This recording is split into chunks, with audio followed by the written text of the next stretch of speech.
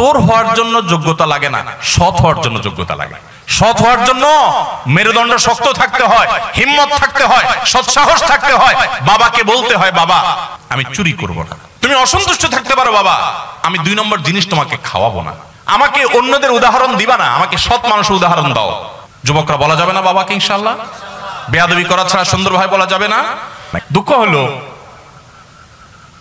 বিয়ে করার জন্য বউ পাবেন না। আরে বউ পাওয়া তো পরের কথা, নিজের মা বাপের কাছেও বিল পাবেন না।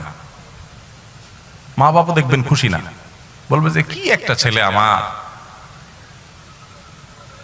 কি যে চাকরি করে। বলেন তো পড়ালেন, বলেন তো। হ্যাঁ হ্যাঁ, কি যে চাকরি করে, জামাটাও পাল্টাতে পারে নাই। কি যে চাকরি করে, বাড়িটাও করতে পারে নাই। কি যে চাকরি করে, কিছুই করতে পারে নাই। বাপ মাও বলবে, এলাকাবাসীও বলবে। এবং শুধু এটুকু বললে হয়তো, এক একটা আলপিন দিয়ে খোঁচা দিয়ে বলবে কি জানেন, এই যে অমুকের ছেলে এক লগে চাকরি করছে, কত কিছু করে ফেলছে। হ্যাঁ, বাড়ি 2 তলা জায়গা 3 তলা করে ফেলছে, শহরে জমি রাখছে, দোকান রাখছে, কত কিছু করছে। মাশাআল্লাহ কি সুন্দর চকচকা গায়েত করে চলে আসে। আর আমার ছেলেটা কি যে করে আল্লাহ জানে।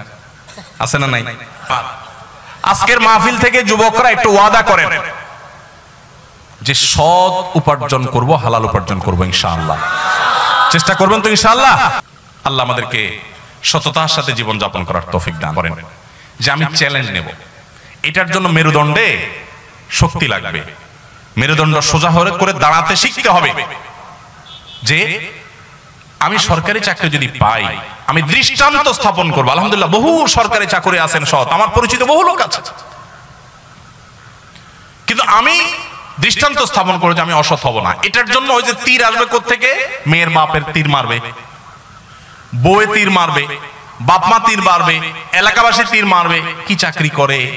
যখন বিদেশ যাই প্রবাসী ভাইরা বলে, হুজুর কি বলতাম, মনের দুঃখ, এত টাকা পয়সা পাঠাই তাও মা বাপের মন বুঝতে পারি না। কি যে বিদেশ করো বাবা, তোমার কত পরে গেছে অমুকের ছেলে, পুরো এলাকা কিনে আলেছে, পুরো এলাকা কিনে আলেছে। আহা চাচারা, বাবাজিরা কান খাড়া করে শুনেন, কিয়ামতের ময়দানে জাহান্নামে ওই ছেলেকে ফেলানোর আগে আপনাকে উপর করে ফেলানো হবে। কারণ আপনি আপনার ছেলেকে চুরি করতে বাধ্য করেছেন। ওই স্ত্রীকে আল্লাহ তাআলা আগে নিক্ষেপ করবেন যে স্ত্রী তার স্বামীকে চুরি করতে বাধ্য করেছে, কারণ তার অপরাধটা আগে হয়েছে। ভাইরা আমার, সৎ মানুষের কোনো দাম এই সমাজে নাই। রাস্তা দেখবেন অমুক ভাই তমুক ভাই, আসসালামু আলাইকুম আসসালামু আলাইকুম, তাই না? কিন্তু সৎ মানুষ 2 নম্বর পথে টাকা কামাই করে না। এলাকা, প্রত্যেকটা এলাকাতে কিন্তু কম বেশি সৎ মানুষ আছে। সরকারি বেসরকারি চাকরি করছেন বিভিন্ন ক্ষেত্রে, সৎ আছে না বহু লোক? এলাকাবাসী কিন্তু চিনে কে সৎ কে অসৎ, তাই না? বেশিরভাগ ক্ষেত্রে চিনে। এই সৎ মানুষদের কোনো দাম, আরে অন্য কোথাও তো দাম নাই, দাম নাই, এই যে মাহফিলে, মাহফিলের মঞ্চেও দাম নাই। সব দেখবেন চোর ডাকাতদেরকে দাম, ভালো মানুষের কোনো দাম নাই। কয়টা মাহফিল পাবেন যে একজন সৎ নেককার মানুষকে এনে সেখানে পুরস্কার দেওয়া হয়?